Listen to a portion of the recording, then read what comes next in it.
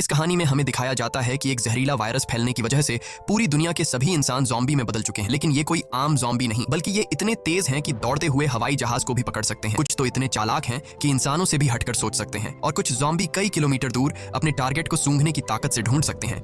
लेकिन इस खतरे से घिरी हुई दुनिया में अब सिर्फ 2 ही इंसान जिंदा बचे हैं। क्या ये दोनों सर्वाइव कर पाएंगे या नहीं, जानते हैं आज की इस वीडियो में। कहानी की शुरुआत में हम एक लड़के को देखते हैं जो अपने कमरे में बैठकर टीवी पर कार्टून देख रहा होता है कि तभी अचानक टीवी का सिग्नल चला जाता है और स्क्रीन पर एक इमरजेंसी रिपोर्ट आने लगती है। ये खबर उस लड़के की मुस्कुराहट छीन लेती है। टीवी में बताया जाता है कि दुनिया भर में एक बहुत ही जहरीला वायरस फैल गया है, जिससे इन्फेक्टेड लोग कुछ मिनटों के अंदर भयानक ज़ॉम्बी जैसे बन जाते हैं। ये वायरस बहुत तेजी से फैलता है और पूरी दुनिया इस वायरस की चपेट में आ चुकी है। टीवी में बताया जाता है कि जो भी ये खबर सुन रहा है वो जल्दी से खुद के लिए कोई सेफ जगह देख ले। लड़का ये सब देख ही रहा होता है कि अचानक ऊपर के कमरे से अजीब तरह की आवाज आती है। वो आवाज सुनकर लड़के के गले में सांसें अटक जाती हैं। लड़का धीरे धीरे ऊपर जाकर देखता है तो पता चलता है कि ये उसकी बड़ी बहन का मजाक था। उसके बाद ये दोनों लड़के अपनी माँ के कमरे की तरफ जाते हैं और वहां जाकर ये देखते हैं कि उनकी माँ बहुत परेशान है। वो अपने हस्बैंड को फोन करके इस सिचुएशन के बारे में बताती है। उसका हस्बैंड जो एक पायलट है वो अपने बच्चों और वाइफ को बताता है कि हर तरफ ये वायरस तेजी से फैल रहा है, इसलिए तुम सब घर पर मेरा इंतजार मत करो और जल्दी से किसी तरह करके इस शहर से दूर निकल जाओ। वो अपने बच्चों से कहता है कि परेशान मत हो, तुम्हें कुछ नहीं होगा, तुम्हारी माँ तुम्हें एक सेफ जगह में ले जाएगी। वो अपने हाथ में पहना हुआ लकी ब्रेसलेट अपने बच्चों को दिखाता है, जो कि ये ब्रेसलेट उसकी बेटी एबिगेल ने बनाया था। ये देखकर एबिगेल बहुत खुश हो जाती है। दूसरी तरफ उनकी माँ जल्दी जल्दी से सामान इकट्ठा कर रही होती है। तभी उन्हें बाहर से चिल्लाने की आवाजें सुनाई देने लगती हैं, इसलिए वो जल्दी से अपने दोनों बच्चों को लेकर घर से बाहर निकल आती है। जैसे ही वो कार में बैठने वाले होते हैं, अचानक एक ज़ॉम्बी उन बच्चों की माँ पर अटैक कर लेता है। डर के मारे एबिगेल जल्दी से कार के नीचे छुप जाती है और अपनी आंखों के सामने अपने छोटे भाई और माँ को ज़ॉम्बी के हाथों मरते हुए देखती है। वो ज़ॉम्बी उस छोटी बच्ची को देख नहीं पाता और वहां से चला जाता है। ये छोटी लड़की डर से कांप रही होती है कि तभी वो देखती है कि उसकी माँ भी एक ज़ॉम्बी बन चुकी है। लड़की की माँ अपनी बेटी को देखकर उसकी तरफ बढ़ने लगती है। इससे पहले कि वो अपनी बेटी को मार पाती, ठीक उसी समय पर एक अंकल फरिश्ते की तरह आकर एबिगेल की माँ को मार देता है और एबिगेल को बचा लेता है। थोड़ी देर बाद वो देखते हैं कि एबिगेल का छोटा भाई भी ज़ॉम्बी में कन्वर्ट हो रहा है, इसलिए वो आदमी लड़की को कान बंद करने के लिए कहता है और उसके ज़ॉम्बी बन चुके छोटे भाई को भी गोली मार देता है। अब इसके बाद 10 साल के बाद का सीन दिखाया जाता है और हम देखते हैं कि ज़ॉम्बी वायरस की वजह से इंसानी सभ्यता पूरी तरह से बर्बाद हो चुकी है। कभी रोशनी से चमकने वाले शहर अब वीरान हो चुके हैं और अब तक सारे इंसान या तो मर चुके हैं या फिर ज़ॉम्बी बनकर इधर उधर भटक रहे हैं और सिर्फ 2 ही लोग जिंदा बचे हैं। वो छोटी लड़की एबिगेल जिसे अंकल ने बचाया था, अब वो बड़ी हो चुकी है। उस दिन से लेकर अब तक एबिगेल अंकल जैक की नजरों में पली बढ़ी और जैक ने उसे ट्रेन करके ज़ॉम्बी से लड़ना सिखा दिया है। उस दिन अगर उसकी लाइफ में जैक नहीं आता तो एबिगेल अब तक मर चुकी होती, इसलिए एबिगेल जैक को अपना पिता मानती है। इतने सालों तक जंगल में अकेले रहने के बाद एबिगेल को बहुत ही लोनली महसूस हो रहा होता है। उसकी सबसे बड़ी इच्छा है कि उसे कोई इंसानी बस्ती मिल जाए जहां वो लोगों के साथ मिलकर रह सके, लेकिन जैक को लोगों के बीच रहना बिल्कुल भी पसंद नहीं। रात को जब वो दोनों जंगल में कैंप लगाकर सो रहे थे, तभी किसी की आवाज से जैक की आंख खुल जाती है। वो धीरे से अपने कैंप से बाहर निकलकर देखता है कि तभी एक ज़ॉम्बी जैक पर हमला कर देता है, लेकिन जैक लगातार गोलियां चलाकर उसे मार देता है और एबिगेल भी वहां पर पहुंच जाती है। इन दोनों को पिछले 10 सालों से जंगल में ज़ॉम्बीज का शिकार करते हुए इतना एक्सपीरियंस तो हो गया था कि ज़ॉम्बी झुंड बनाकर एक साथ मिलकर रहते हैं। वह समझ जाते हैं कि आसपास और भी जरूर ज़ॉम्बीज होंगे, इसलिए वो जल्दी यहाँ से निकलने की तैयारी करने लगते हैं और घोड़े पर बैठकर निकल जाते हैं। तभी रास्ते में उनके घोड़े हिनहिनाने लगते हैं। जैक समझ जाता है कि खतरा नजदीक है। दोनों चारों तरफ देखते हैं तो दूर एक जीप ज़ॉम्बी से गिरी हुई दिखाई देती है, जहाँ एक नॉर्मल इंसान खुद को ज़ॉम्बी से बचा रहा था। अब वैसे भी दुनिया में इंसान बहुत ही कम बचे थे, इसलिए अब इन दोनों को हर हाल में उस आदमी को ज़ॉम्बी से बचाना था। जैक एबिगेल के निशाने का टेस्ट भी लेना चाहता था, इसीलिए वो एबिगेल से कहता है कि तुम इस आदमी को बचाओगी ताकि पता चले कि वह पूरी तरह से ट्रेन हो चुकी है या नहीं। जैक उसे कहता है कि सुकून से टारगेट को निशाने पर करो और फिर उसे शूट कर दो, लेकिन एबिगेल जल्दबाजी में गोली चला लेती है, जिससे वो गोली ज़ॉम्बी के साथ साथ उस सर्वाइवर को भी लग जाती है। ये देखकर जैक एबिगेल पर काफी गुस्सा करता है, जिसके बाद वो दोनों इंसान के पास जाते हैं। वो देखते हैं कि ये आदमी अब बच नहीं सकता, इसलिए जैक उसे खुद ही मार देता है ताकि अगर उसे ज़ॉम्बी ने काटा हो तो वो दोबारा जिंदा न हो जाए और हमारे लिए खतरा न बने। उसके बाद वो दोनों उस मरे हुए आदमी की कार से जरूरत की सारी चीजें लेने लगते हैं। जैक मरे हुए आदमी के जूते ले लेता है और जैसे ही वह उन जूतों को पहनता है, तभी वहां मरे हुए आदमी के और साथी भी आ जाते हैं और बहुत सारे हथियारबंद लोग उन्हें घेर लेते हैं। एक बंदा जब मरे हुए इंसान के जूतों को जैक के पैरों में देखता है तो उन्हें शक होने लगता है कि उन्होंने सामान लूटने के लिए उनके साथी को मारा है। जब ये लोग जैसे ही इन दोनों को मारने लगते हैं, तभी एक प्रेग्नेंट लेडी कार से उतरती है और अपने साथियों से इन दोनों को छोड़ने के लिए कहती है। तभी काला घोड़ा फिर से इन्हें वार्निंग देता है और अगले ही पल दूर जंगल से तेज आवाजें आने लगती हैं। बहुत सारे ज़ॉम्बी तूफान की तरह चारों तरफ से उनकी ओर बढ़ने लगते हैं। वो लोग इतने तेज रफ्तार से आते हैं कि उन्हें भागने का मौका नहीं मिलता, इसलिए हथियार निकालकर वही मुकाबला करते हैं। यहाँ सबके पास हथियार तो थे, मगर ज़ॉम्बी की तादाद काफी ज्यादा थी, इसलिए वो एक एक करके ग्रुप के बहुत से लोगों को काट लेते हैं। बचे हुए लोगों के पास छुपने की कोई जगह नहीं होती और जल्द ही यह बहुत ही कम लोग बच जाते हैं। एक मजबूत आदमी बदकिस्मती से ज़ॉम्बी के काटने का शिकार हो जाता है, इसलिए वह खुद को गोली मारना चाहता है, लेकिन उसके बंदूक में गोलियां खत्म हो जाती हैं। अब उन्हें पता चल चुका था कि वो उनसे लड़ नहीं पाएंगे, इसलिए एबिगेल प्रेग्नेंट लेडी को लेकर गाड़ी में बैठाती है। गाड़ी में प्रेग्नेंट लेडी का हस्बैंड भी बैठा होता है और जैक गाड़ी स्टार्ट करके जल्दी से वहां से निकल जाते हैं। पूरे ग्रुप में अब ये सिर्फ 4 लोग ही बचे थे, बाकी सब ही ज़ॉम्बीज के शिकार हो चुके थे। एक काले चेहरे वाला ज़ॉम्बी अपने साथियों को मरा हुआ देखकर बहुत ज्यादा गुस्सा हो जाता है। उधर ये चारों ज़ॉम्बीज से जान छुड़ाकर गाड़ी में सफर कर रहे होते हैं। रास्ते में जैक पीछे बैठी लेडी से पूछता है कि तुम हो कौन और यहाँ क्या कर रहे थे। पूछने पर पता चलता है कि यह बचे हुए लोग शिप टाउन नाम की जगह पर जाना चाहते थे, जहाँ पर सेफली इंसान रहते हैं, वहाँ जरूरत की तमाम फैसिलिटीज हैं और हम सब वहाँ जाकर एक नॉर्मल जिंदगी गुजारना चाहते थे। ये सुनकर एबिगेल बहुत खुश होती है क्योंकि यही तो वो जगह है जहाँ वह हमेशा से जाना चाहती थी। जिस पर जैक ने कहा कि यहाँ पर कोई भी ऐसी कॉलोनी वगैरह नहीं है, मैं पिछले 10 सालों से यहाँ वहाँ भटक रहा हूँ, मुझे तो कोई ऐसी कॉलोनी नहीं दिखाई दी। तभी अचानक बीच रास्ते में उनकी गाड़ी खराब हो जाती है। इस दौरान प्रेग्नेंट लेडी का हस्बैंड बाहर निकलता है जिसका नाम डेविड है। वह उनसे कहता है कि मैं एक मैकेनिक हूँ और मैं इसे ठीक कर सकता हूँ, लेकिन औजार न होने की वजह से गाड़ी ठीक नहीं हो पाती। इसीलिए यह लोग गाड़ी को यहीं पर छोड़कर पैदल सफर करने लगते हैं। कई किलोमीटर सफर करने के बाद वह लोग एक वीरान सोसाइटी में पहुंच जाते हैं। यहाँ ऊंची इमारतें अभी भी खड़ी हैं, लेकिन हर तरफ मौत की शांति छाई हुई है। ये लोग सबसे पहले इस जगह की अच्छी तरह से जांच भी करते हैं। जब उन्हें कोई खतरा महसूस नहीं होता तो यह लोग रात यहाँ गुजारने का फैसला करते हैं। रात को वह लोग आग जलाकर खाना पकाते हैं। एबिगेल शिप टाउन नाम के उस जगह पर जाने के लिए बहुत बेताब थी। वह उस प्रेग्नेंट औरत से उस जगह के बारे में बातचीत करने लगती है। प्रेग्नेंट औरत उससे बताती है कि हमारा पहले से उस शिप टाउन में रहने वाले लोगों के साथ रेडियो पर कांटेक्ट हो चुका है। वह एक बहुत ही खूबसूरत जगह है जहां हम आजादी से रह सकते हैं। ये बातें सुनकर एबिगेल की आंखों में चमक उठी। दूसरी तरफ जैक बाहर चारों ओर जाल बिछा देता है ताकि अगर वह लोग सो भी जाए तो खतरा करीब होने पर फौरन पता चले। जैक अंदर आकर एक मैप निकालता है और सबको समझाता है कि वो मेगन और डेविड को कुछ दूर तक पहुंचाएगा और उसके बाद दोनों अलग अलग रास्ते पर चले जाएंगे। लेकिन एबिगेल जैक के इस फैसले से खुश नहीं थी। वह जैक के पास जाकर उससे बहस करती है कि डेविड अपनी प्रेग्नेंट वाइफ को उस जगह तक सेफली नहीं पहुंचा पाएगा, इसलिए हमें उनके साथ चलना चाहिए। जैक कहता है हमें समझदारी से काम लेना चाहिए। देखो, जहां लोग ज्यादा होते हैं वहां पर खतरा भी ज्यादा होता है। लेकिन एबिगेल जैक के इस फैसले से नाराज होकर चली जाती है। हालांकि दोनों को यह नहीं पता होता कि वह काले चेहरे वाला ज़ॉम्बी उनकी गाड़ी को सूंघते हुए वहां तक पहुंच चुका है। अगली सुबह एबिगेल छत पर बैठकर अपने बचपन की फोटोज देख रही होती है कि अचानक नीचे पेड़ों से सरसराहट की आवाज आती है। वह समझ जाती है कि ज़ॉम्बी अंदर आ गए हैं और सबको वार्निंग देने के लिए नीचे दौड़कर जाती है कि तभी रास्ते में एक ज़ॉम्बी भी उसके पीछे लग जाता है। एबिगेल खुद को बचाते हुए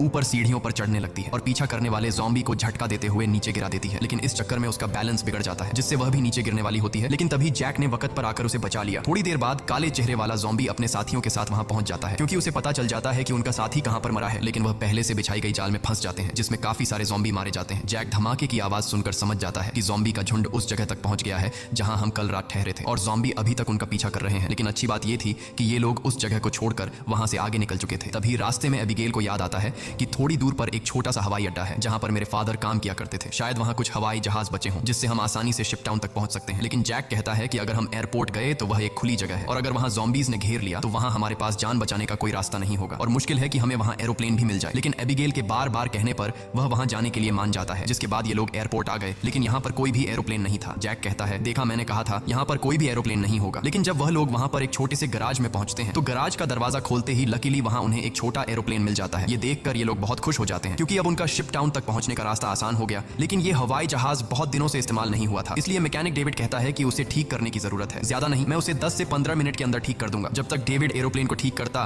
तब तक जैक और एबिगेल एयरपोर्ट में कुछ काम की चीजें ढूंढने लग जाते हैं। तभी डेविड दूरबीन से देखता है कि दूर से बहुत सारे ज़ॉम्बीज आ रहे हैं जो बहुत जल्द एरोप्लेन तक पहुंच जाएंगे। वह लोग दौड़ कर आते हैं और उन दोनों को वार्न करते हैं कि हमें जल्दी से एरोप्लेन को स्टार्ट करना होगा, नहीं तो ज़ॉम्बी यहाँ पहुंचकर हमें मार देंगे। एबिगेल जल्दी से पायलट की सीट पर बैठ जाती है। वहां पर मौजूद बुक्स को रीड करती है। उसके फादर पायलट थे इसलिए उसने अपने फादर से एयरप्लेन को कंट्रोल करने की थोड़ी बहुत जानकारी सीखी थी। और जैक ज़ॉम्बीज को शूट करके उन्हें रोकने की कोशिश करता है। एबिगेल जैसे तैसे करके एरोप्लेन को स्टार्ट कर लेती है लेकिन तब तक बहुत देर हो चुकी थी। वहां बहुत सारे ज़ॉम्बी रनवे तक पहुंच जाते हैं। उनकी रफ्तार काफी तेज थी और उनमें से एक ज़ॉम्बी एरोप्लेन के दरवाजे तक पहुंच भी जाता है। लेकिन जैक उसे गोली मारकर एरोप्लेन को उसे छुड़ा लेता है और एबिगेल जहाज के कंट्रोल को समझ जाती है। इस तरह से ये लोग जहाज को टेक ऑफ कर लेते हैं। हवाई जहाज में बैठे सभी लोग बहुत खुश हैं क्योंकि वो जल्द ही सीधे शिप टाउन पहुंच जाएंगे। लेकिन ये खुशी थोड़ी ही देर की मेहमान थी। जैसे ही ये लोग थोड़ा सा आगे गए तो अचानक जहाज के इंजन में से धुआं निकलने लगा क्योंकि ये जहाज पिछले 10 सालों से हवा में सफर नहीं कर पाया था, इसीलिए इसका इंजन ब्लास्ट हो जाता है और प्लेन नीचे की तरफ जाने लगा। जैक समझदारी से काम लेते हुए एरोप्लेन का एक पेड़ में क्रैश लैंड करता है जिससे उन्हें थोड़े बहुत चोट तो आ जाते हैं पर इनकी जान बच जाती है। प्लेन तो अब इस्तेमाल लायक नहीं बचा था, इसलिए अब उन्हें दोबारा फिर से पैदल सफर करना पड़ेगा। काफी दूर तक पैदल चलने के बाद वो लोग एक सुनसान रेलवे स्टेशन तक पहुंच जाते हैं। रात हो चुकी थी। ये लोग आसपास खतरा चेक करते हैं। जब उन्हें कोई भी ज़ॉम्बी नहीं नजर आता तो ये लोग यहीं पर रात गुजारने का फैसला कर लेते हैं। वो लोग मैप पर अपना लोकेशन देखते हैं जिससे उन्हें पता चलता है कि अब ये लोग शिप टाउन से सिर्फ 2 दिन की दूरी पर हैं। यहाँ वो प्रेग्नेंट लेडी जैक के पास आती है और जैक का शुक्रिया अदा करती है। वो जैक से कहती है कि अगर तुम ना होते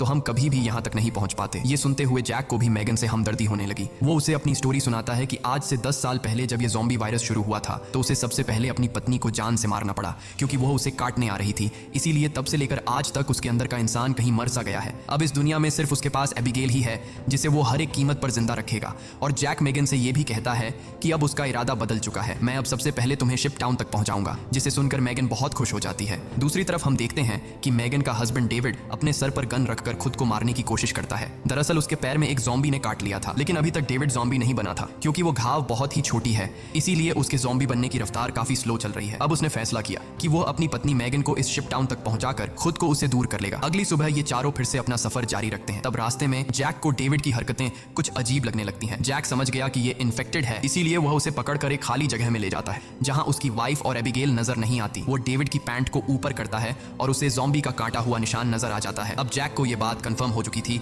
कि डेविड जल्द ज़ॉम्बी बनने वाला है। जैक उससे कहता है कि बताओ तुम खुद से मरना पसंद करोगे या फिर मैं मारूं। डेविड कहता है मैं किसी को नुकसान नहीं पहुंचाऊंगा और अगर ऐसी नौबत आ भी गई तो मैं खुद को ही मार दूंगा। इसीलिए वो डेविड को छोड़ देता है। चलते चलते रात हो जाती है और आगे उन्हें एक घर दिखाई देता है। जैक बंदूक तान कर आगे बढ़ने लगता है, तभी अचानक एक तेज लाइट चमकती है और उन्हें स्पीकर के जरिए से कहा जाता है कि अपनी वेपन्स नीचे रख दो वरना गोलियों से छलनी कर दिया जाओगे। अब उन्हें पता चल जाता है कि अंदर कोई इंसान ही है। एबिगेल आगे बढ़ती है और कहती है कि हमारा यहाँ आने का मकसद किसी को नुकसान पहुंचाना बिल्कुल भी नहीं है, बस हमें मदद चाहिए। तभी उस घर का मालिक बाहर आता है। वो कहता है कि तुम लोगों को यहाँ ढेर सारा खाना और रात गुजारने दिया जाएगा, मगर एक शर्त पर, तुम सबको अपनी बंदूकें बाहर ही छोड़नी होंगी। जब ये लोग अपने वेपन्स बाहर छोड़ देते हैं तो वो आदमी उन्हें घर के अंदर ले जाता है। ये आदमी सबको घर के अंदर वेलकम करते हुए बताता है कि मैं एक साइंटिस्ट हूँ, मैं यहाँ पर अकेला रहता हूँ, अगर मैं चाहता तो यहाँ से जा सकता था, लेकिन ऐसी जगहों पर मुझे रिसर्च करने में आसानी होती है। यहाँ वो इन सबको बहुत अच्छा खाना देता है जिसे वो सब देखकर हैरान रह जाते हैं, क्योंकि ऐसा खाना उन्होंने काफी लंबे अरसे से नहीं खाया था। वो लोग खाने पर टूट पड़ते हैं। खाना खाने के बाद वो साइंटिस्ट इन लोगों के लिए ड्रिंक्स भी लाता है। वो सब बहुत खुश थे क्योंकि इतने दिनों बाद सबको आराम से बैठकर बातें करने का मौका मिलता है। लेकिन साइंटिस्ट की बातें सुनते हुए उन्हें कुछ अजीब लगता है। साइंटिस्ट कहता है कि देखो ये जो वायरस फैला है वैसे तो ये बहुत बुरी चीज है, लेकिन दूसरी तरफ इससे इंसान अपग्रेड भी हुए हैं, जैसे कि कमजोर इंसान खत्म हो जाएंगे और जो ताकतवर होगा वो ज़ॉम्बी बनकर जिंदा रहेगा। वो कहता है कि ज़ॉम्बी सिर्फ खाने के लिए जीते हैं ना कि तरक्की के लिए, इसलिए ज़ॉम्बीज़ को दुनिया पर राज करना चाहिए। ये सुनकर उन चारों को बहुत ही अजीब लगने लगता है। तभी डेविड को अपनी तबीयत ज्यादा खराब लगती है और वो बाथरूम में जाता है। बाथरूम जाकर वो शीशे में देखता है कि उसकी बॉडी में वायरस पूरी तरह से फैल चुका होता है। जब डेविड वापस हॉल में आता है तो देखता है कि जैक और बाकी लोग बेहोश पड़े हैं। दरअसल साइंटिस्ट ने शराब में बेहोशी की दवा मिला दी थी। ये देखकर डेविड साइंटिस्ट पर हमला करने लगता है कि तभी साइंटिस्ट अपने हाथ में पकड़े हुए एक डिवाइस का बटन दबा देता है। डेविड को अचानक बहुत कमजोरी महसूस होती है और वो जमीन पर गिर जाता है। साइंटिस्ट कहता है कि इस डिवाइस को मैंने सालों की मेहनत के बाद बनाया है, जिससे मैं दुनिया के किसी भी कोने में जा सकता हूँ और इस डिवाइस की मदद से ज़ॉम्बी मेरा कुछ भी नहीं बिगाड़ सकते। साइंटिस्ट ने एक ऐसा डिवाइस बना लिया था जिससे वो ज़ॉम्बीज को कंट्रोल कर सकता था, यानी कि अब वो पूरी दुनिया का राजा बनकर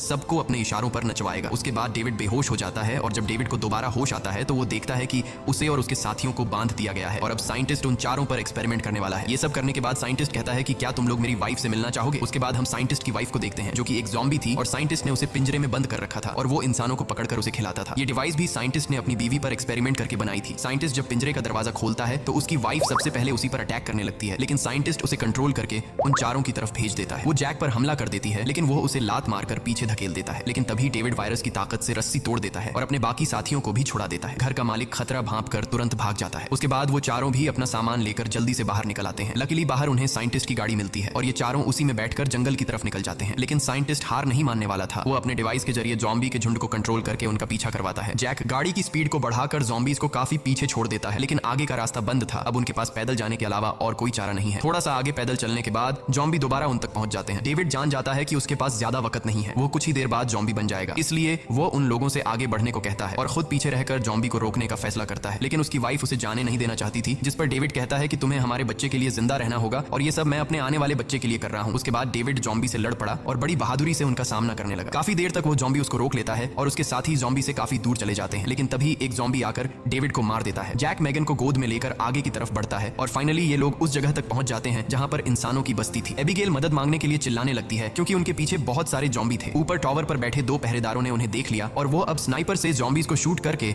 उन्हें कवर देने लगे। जल्द ही उन लोगों के लिए एक बोट भी भेजी जाती है और ये तीनों उस बोट में बैठकर शिप टाउन के अंदर पहुंच जाते हैं। काले चेहरे वाला ज़ॉम्बी अपने साथियों को आगे बढ़ने से रोकता है क्योंकि आगे पानी का रास्ता है और वह उसे पार नहीं कर सकते थे। दूसरी तरफ मेगन की डिलीवरी होने वाली थी और उसे तुरंत इलाज की जरूरत थी। अच्छी बात यह है कि यहाँ डॉक्टर और हॉस्पिटल की फैसिलिटी भी मौजूद थी। अगली सुबह हम देखते हैं कि इस जगह को कई बड़े जहाजों से जोड़कर एक टाउन बनाया गया है जिसके चारों तरफ पानी है। जैक एबिगेल से कहता है कि अब हमें यहाँ से जाना चाहिए, लेकिन एबिगेल ने यहीं रहने का फैसला कर लिया है। उसे लोगों के बीच रहने में बहुत मजा आ रहा है। इसी बात पर दोनों में बहुत झगड़ा होता है। तभी एक डॉक्टर आती है और बताती है कि मेगन ने एक बेटी को जन्म दिया है, लेकिन खून ज्यादा बहने की वजह से वो शायद ज्यादा दिन नहीं जी पाएगी। ये सुनकर जैक का मन उदास हो जाता है। वह जल्दी से हॉस्पिटल के कमरे में जाता है। मेगन बहुत कमजोर हो चुकी है और वह अपनी बेटी को जैक के हवाले करना चाहती है और वह चाहती है कि वह भी एबिगेल की तरह बड़ी हो। जैक को अपनी मरी हुई वाइफ की याद आती है और मेगन की बेटी को अपने पास रखने के लिए तैयार हो जाता है। इधर एबिगेल एक हैंडसम लड़के के साथ एंजॉय कर रही होती है। उसने कभी सोचा भी नहीं था कि इतने सारे लोग एक साथ बैठकर शराब पी सकते हैं और खूबसूरत संगीत पर जमकर नाच गा सकते हैं, इसलिए उसका यहीं रुकने का इरादा और भी पक्का हो जाता है। थोड़ी देर बाद एबिगेल उस हैंडसम लड़के को चुपके से एक कैबिन में जाते हुए देख लेती है। उसे देखकर वह भी अंदर चली जाती है। वहां पहुंचकर वह देखती है कि ये कैबिन पूरी तरह से तारों और बमों से भरा हुआ है। वहां एक वायरलेस स्विच भी लटका हुआ होता है। जैसे ही वह उस स्विच को टच करती है तभी वह लड़का भाग कर आता है और बताता है कि उन्होंने शिप टाउन के नीचे बम लगाए हैं। अगर कभी ये जगह खतरे में पड़ती है तो लोग उस रास्ते से भाग जाएंगे और बाहर से इस जगह को उड़ा देंगे। लेकिन दोनों को बिल्कुल भी अंदाजा नहीं होता कि ये दिन इतनी जल्दी आ जाएगा। वह साइंटिस्ट गुस्से में वहां तक भी पहुंच जाता है। वह देखता है कि इन लोगों ने बहुत सारे ज़ॉम्बीज को मार दिया है जिनके सहारे वह इस दुनिया पर राज करना चाहता है। वह अपने कंट्रोल डिवाइस के जरिए उस काले चेहरे वाले ज़ॉम्बी राजा को अपने कंट्रोल में कर लेता है। साइंटिस्ट की मदद मिलने के बाद शिप टाउन के नीचे का पानी अब उन्हें नहीं बचा सकता था। बहुत सारे ज़ॉम्बी पानी के नीचे से उन शिप्स पर पहुंच जाते हैं और लोगों पर अचानक अटैक कर लेते हैं, जिनमें से बहुत से लोग मारे जाते हैं। लोगों के बीच हलचल मच जाती है। इधर जैक को भी इस बात का पता चल जाता है कि ज़ॉम्बीज ने अटैक कर लिया है। जैक को एबिगेल की चिंता होने लगती है और वह उसे ढूंढने लग जाता है। वह ज़ॉम्बीज को मारते हुए आगे बढ़ता है और आखिरकार वह एबिगेल को ढूंढ लेता है। दूसरी तरफ सन की साइंटिस्ट भी शिप पर पहुंच जाता है और एबिगेल को पंच मारकर नीचे गिरा देता है। ये देखकर जैक गुस्से में आकर साइंटिस्ट की तरफ दौड़ने लगता है कि तभी एक ज़ॉम्बी बीच में आकर उसे धक्का देकर नीचे टैंक में फेंक देता है और वहां वह साइंटिस्ट भी पहुंच जाता है और जैक से बदला लेना चाहता है। वह जैक को लात मारकर गिरा देता है, लेकिन जैक को पता था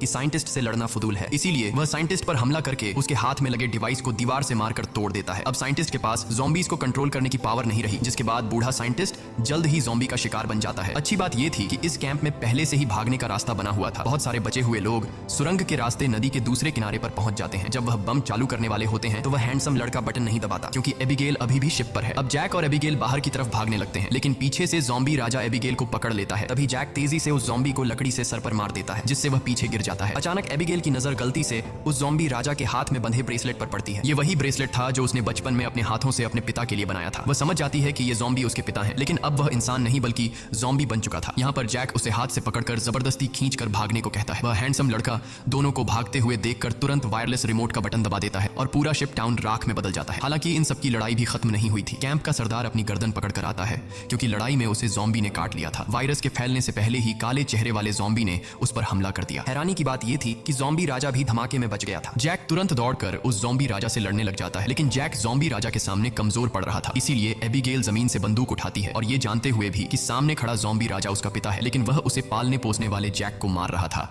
इसलिए एबिगेल बिना सोचे समझे उस काले चेहरे वाले ज़ॉम्बी राजा को गोली मार देती है, क्योंकि अगर वह उसे गोली नहीं मारती तो वो ज़ॉम्बी राजा वहां पर मौजूद सब लोगों को मार देता। उसके बाद जैक और एबिगेल गले लगते हैं और अब जैक, एबिगेल और बचे हुए लोग दूर समुद्र में एक सुनसान द्वीप की तरफ देखते हैं और वहीं एक नई इंसानी बस्ती बसाने का फैसला करते हैं। इसी के साथ ये कहानी खत्म हो जाती है। अगर वीडियो आपको अच्छी लगी हो तो हमारे चैनल को सब्सक्राइब और वीडियो को लाइक जरूर कीजिएगा।